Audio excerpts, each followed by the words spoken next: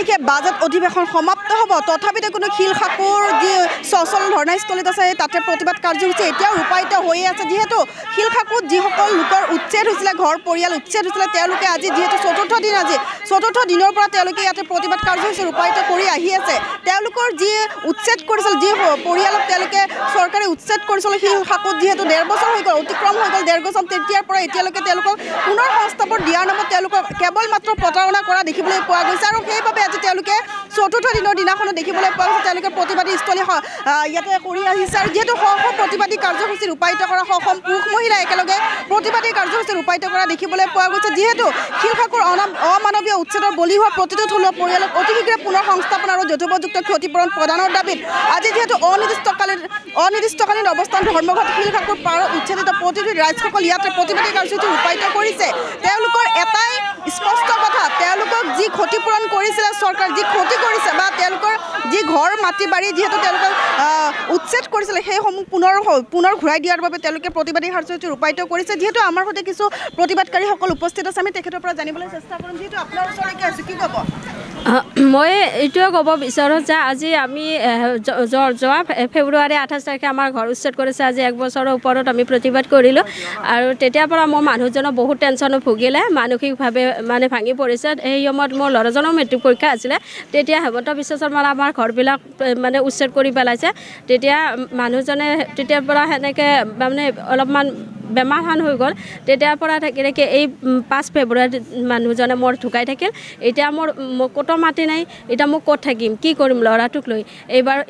first ইয়াৰত এতিয়া তেওঁৰ দায়িত্ব কোনে ল'ব এতিয়া মোৰ মানুহজনৰ সম্পূৰ্ণ দায়িত্ব মানে যে মানে মৃত্যুৰ দায়িত্ব মানে অসম চৰকাৰে মানে হ'ব বহন কৰিব লাগিব মোৰ ল'ৰাজনৰ দায়িত্ব বহন কৰিব লাগিব আৰু সম্পূৰ্ণ দায়ী মানুহজনৰ মৃত্যুৰ দায়ী অসম চৰকাৰে মই সেইটোৱে ভাবোঁ আৰু আমাক সোনকালে শীঘ্ৰে মানে সংস্থাপন আৰু ক্ষতি মানে সোনকালে মানে সংস্থাপনটো দিব লাগে ক্ষতিপূৰণ আমাক সোনকালে দিব লাগে এতিয়া মোৰ ক'তো মাটি নাই মই কি কৰিম এতিয়া আমিতো ভূমিহীন যিকেইটা মানে মোৰ মানুহজনে ৰ মিস্ত্ৰী গৈছে যিকেইটা পইচা মানে আছিলে সেইকেইটা পইচা মোৰ মাটিত মানে খটাই দিছিলোঁ এতিয়া মোৰ একো মানে হাতত এটা পইচাও নাই পুঁজি পাতি এতিয়া মই ঘৰ ভাড়া আছোঁ মই ঘৰ ভাড়া দিবৰে পইচা নাই এতিয়া মই কি কৰিম ক'ত থাকিম এইটোৱে মোৰ অনুৰোধ অসম চৰকাৰে মানে সোনকালে সংস্থাপন আৰু ক্ষতিপূৰণ দিব লাগে আৰু মোৰ ল'ৰাজনৰ দায়িত্ব যেন লয় আৰু মই ক'ত থাকিম কি কৰিম সেই কথাটো মানে অসম চৰকাৰে ভাবক আৰু যেনেকৈ নহওক মই থাকিব লাগিব মোৰ ল'ৰা এজনে মই মানুহজনক হেৰালোঁ মই মাটি হেৰালোঁ এতিয়া মই ক'ত যাম কি কৰিম মোক সেইটোৱে লাগে এতিয়া মোক মানে ল'ৰাটোক মানে পঢ়াব লাগে কিবা কৰিব লাগে এতিয়াতো মোৰ পইচা নাই গতিকে অসম চৰকাৰে সেইখিনি মোৰ দায়িত্ব ল'ব লাগিব ধন্যবাদ যিহেতু যিটো সময়ত দেখিবলৈ পোৱা গৈছে সকলোৱে কিন্তু মুখ্যমন্ত্ৰী ডাঙৰীয়াক সকলোৰে অভিভাৱক বুলি কোৱা হয় সকলোৱে অভিভাৱক বুলি ভাবে তথাপিতো কিন্তু এওঁলোকৰ প্ৰতি অকণমানো চোৱাৰ দায়িত্ব বোলা বস্তুটো তেওঁলোকে চোৱা নাই তথাপিতো তেওঁলোকে এনেদৰে প্ৰতিবাদ কাৰ্যসূচী ৰূপায়িত কৰি আহি আছে যিহেতু আমাৰ সৈতে আৰু এগৰাকী ব্যক্তি আছে তেখেতৰ পৰা আমি জানিবলৈ চেষ্টা কৰিম যিহেতু আপোনালোকৰ আজি চতুৰ্থ দিনতো সেই একেটাই পৰিস্থিতি দেখিবলৈ পোৱা গৈছে কি ক'ব হয়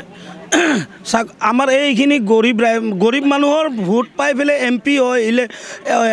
মুখ্যমন্ত্ৰী হয় মিনিষ্টাৰ হয় MLA হয় কিন্তু আজি BJPৰ কোনো এজন নেতা আমাৰ এই মানুহখিনিক এবাৰ খবৰ ল'ব কাৰণেও আজি সিহঁতৰ সময় নোহোৱা হৈছে কেৱল আমাৰ ভোটটোহে লাগে নেকি তেওঁলোকক আমাৰ ভোটটো লৈ পেলাই আমাক খবৰ নলয় কিন্তু এতে আমাক কোনোদিন খবৰ নলয় আৰু আমাৰ এই যিটো আমাৰ দাবী কোনো আমাৰ ঘৰ ভাঙিছে BJP চৰকাৰ BJPয়ে দিব লাগিব আৰু যদি নিদিয়ে আমি এই BJPক ইয়াৰ পৰা অসমৰ পৰা উঠিয়াই হেৰিত পঠাই দিম আপোনাৰ কি কয় গুজৰাটত পঠাই দিম আমাক এনেকুৱা চৰকাৰ নালাগে যেইটো চৰকাৰ গৰীবৰ মাটি বাৰী ঘৰ দুৱাৰ ভাঙি চফা কৰি কিনে গৰীবক ৰাস্তাত আনি নুমাই থৈ দিছে আজি আমাৰ বাচ্চা আমাৰ স্কুলত যাব পৰা নাই আমি ঘৰ ভৰা দি থাকিব পৰা নাই শান্তিমতে 4টা ভাত খাব পৰা নাই আজি দিন ধৰি আজি 1.5 বছৰটা দিন আমি ইয়াত আহি কিনে এই ধৰ্ণাস্থলীত আহি কিনে শুই থাকিব লাগে বহি থাকিব লাগে কিহৰ থাকিব লাগে আমাৰ ভোটকেইটা কিন্তু লৈছিল এতিয়া আহক আপোনালোকে আমাৰ ওচৰত ভোট খুদিবৰ কাৰণে যদি আমি আপোনাক যদি আমি পশু খেতা খেদিব নোৱাৰোঁ তেতিয়াহ'লে আমি এই অসমৰ ৰাইজে নহয় আৰু অবৈধ বুলি কি বুজায় অবৈধ বুলি কাক বুজায় তেওঁ সব কি অসমৰ মানুহ কি অবৈধ মানুহ নেকি আমি অসমীয়া মানুহ হ'লে বুলি অবৈধ মানুহ নেকি অবৈধ আমিতো নহয় অবৈধ মানুহ এনেকুৱা যেইজন মানুহে এই বিজেপি চৰকাৰত আছে পদম ফুলত আছে তেওঁলোকেহে অবৈধ মানুহ সেইকাৰণে আমাক অবৈধ সজাইছে আমি অবৈধ নহয় যিহেতু আপোনাৰ ওচৰলৈকে আহিছোঁ আপুনি এগৰাকী মহিলা বা আপোনাৰ যিহেতু পৰিয়ালৰ লোক এতিয়া এই যি উচ্ছেদ হৈছিলে তেতিয়া আপোনাৰ পৰিয়ালো হেৰুৱাব লগা হৈছে কি ক'ব আজি আমাৰ পৰিয়াল মানে কি যেতিয়াৰ পৰা ঘৰ ভাঙিছে তেতিয়াৰ পৰা পৰিয়ালবোৰ চবৰে থান-বান হৈ গ'ল গতিকে এতিয়া খালি এতিয়া ঘৰ ভাড়া এটা ৰুম এটা লৈ আছোঁ তাত ভাড়া দিয়াও প্ৰব্লেম হৈ যায় এতিয়া ইমান দিনে আজি 1.5 বছৰ ধৰি 2 বছৰে হ'ব হ'ল এতিয়া ভাড়া আমাৰ ইমানো শক্তি নাই যে আমি এনি টাইম সদায় ভাড়া ঘৰত কৰি থাকোঁ যি অলপমান মানে আছিলে সেইখিনি দিয়ে মাটি পুঁজিখিনি আছিলে সেই পুঁজি দিয়ে মাটিখিনি কিনিলোঁ উচ্ছেদ হোৱাৰ পিছত আমাৰ একোৱে নোহোৱা হ'ল চবেই আমি ৰাস্তাতে আহি পৰিলোঁ আৰু চৰকাৰক এটাই কথা আনিব বিচাৰিছোঁ তেওঁ সদায় থলুৱা কৰি থাকে কিন্তু থলুৱা মানে কি তেওঁ আমাক বুজাই দিয়ক যদি আমি থলুৱা নহয় তেনেহ'লে থলুৱাৰ মানেনো কি তেওঁ থলুৱাসকলৰ আৰু পুঁজিপতিবিলাক থলুৱা নেকি নে আমাৰ মানে কাৰ্বি যুৱকসকল তেওঁলোক থলুৱা গতিকে সেই বৈধ কোন অবৈধ কোন সেইটো সেই কথাখিনি মুখ্যমন্ত্ৰী নিজেও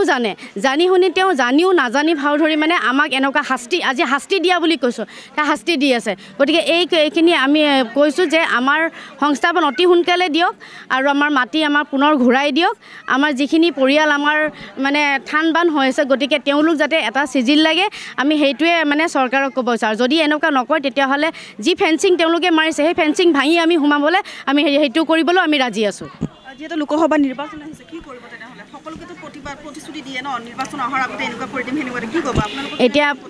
আমাকতো তেনেকৈ কোনো প্ৰতিশ্ৰুতি দিয়া নাই চৰকাৰৰ ফালৰ পৰা কিন্তু আমি বিচাৰি আছোঁ তেওঁলোকে আমাক লৈ কিবা এটা সিদ্ধান্ত লওক যাতে আমি তেওঁ কিবা এটা আমি কৰিব পাৰোঁ আমাৰ মাটি আমি ঘূৰাই পাব পাৰোঁ সেইটোৱেই যোৱাবাৰ আমাৰ যিটো MP উইং ওজা মোৰ লগত মোৰ গলত ধৰি বেলেগ হেৰি কৰিছিল কোভিডৰ সময়ত তথাপিও আমাৰ গলত ধৰি কিনে আমাক ভোট বিচাৰিছিল কিন্তু আমাৰ ঘৰ ভাঙি দিয়াৰ পিছতো এদিন আহি কিনে খবৰ নলালে মানুহখিনিক নাচালে কি গতিটো পোৱাৰ পিছত মানুহ পাহৰি যাব লাগে নেকি এনেকুৱা চৰকাৰ আমাক এই অসমত নালাগে আৰু আমি এই চৰকাৰক কৈছোঁ অতি সোনকালে আমাৰ মানুহখিনিক দাবীখিনি পূৰণ কৰক আৰু আমাৰ ক্ষতিপূৰণখিনি সোনকালে দিয়ক ক'ৰবাত সংস্থাপন কৰি দিয়ক এইখিনি আমাৰ অনুৰোধ আমি ভোট আমাৰ বেলেগ জায়গাত নহয় আমাৰ ভোট ইয়াতে আপোনাৰ দিছপুৰ সমষ্টিত আমি ভোট দিওঁ আগৰ দিনত যদি আমাক এতিয়া যদি এই 28 তাৰিখৰ ভিতৰত যদি আমাক কোনো হেৰি নকৰে আমাৰতো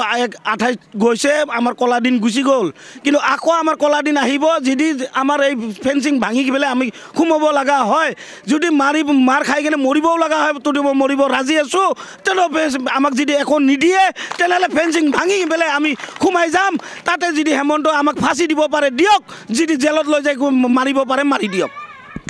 ধন্যবাদ যেহেতু এনেধৰণৰ দেখিবলৈ পোৱা গৈছে তেওঁলোকে আচলতে ক্ষোভ উজাৰিছে যেহেতু বৰ্তমান লোকসভা নিৰ্বাচনো আহি আছে প্ৰতিটো সময়ত দেখিবলৈ পোৱা যায় যে নিৰ্বাচনৰ প্ৰাক্ষণত সকলোৱে ভোট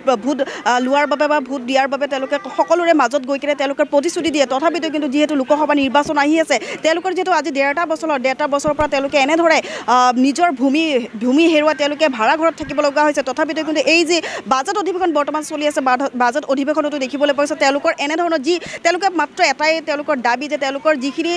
উচ্ছেদ কৰিছিলে সেই উচ্ছেদৰ ভূমি তেওঁলোকক পুনৰ ঘূৰাই দিব লাগে সেই একেটা দাবীৰে তেওঁলোকে প্ৰতিবাদ কৰি আহি আছে আৰু যেহেতু অধিৱেশন চলি আছে অধিৱেশনত তেওঁলোকে এই কথা উত্থাপন নকৰাৰ বাবে তেওঁলোকে খুব উজাৰিছে যেহেতু লোকসভা নিৰ্বাচন আহি আছে লোকসভা নিৰ্বাচনত তেওঁলোকে এটাই কথা কৈছে যদি এই 28 ফেব্ৰুৱাৰীৰ ভিতৰত যদি তেওঁলোকে কোনো ধৰণৰ সিদ্ধান্ত নহয় তেনেহ'লে তেওঁলোকে ভোট বৰ্জন কৰাৰো তেওঁলোকে হুংকাৰ প্ৰদান কৰিছে ভিডিঅ' জাৰ্নেলিষ্টৰ সহযোগত মই হিনা দে এনি ভাৰত 24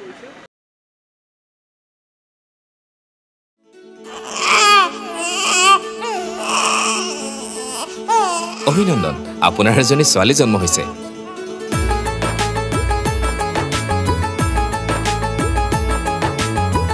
লাহি পাহি এজনী পৰি আহিলে ঘৰখন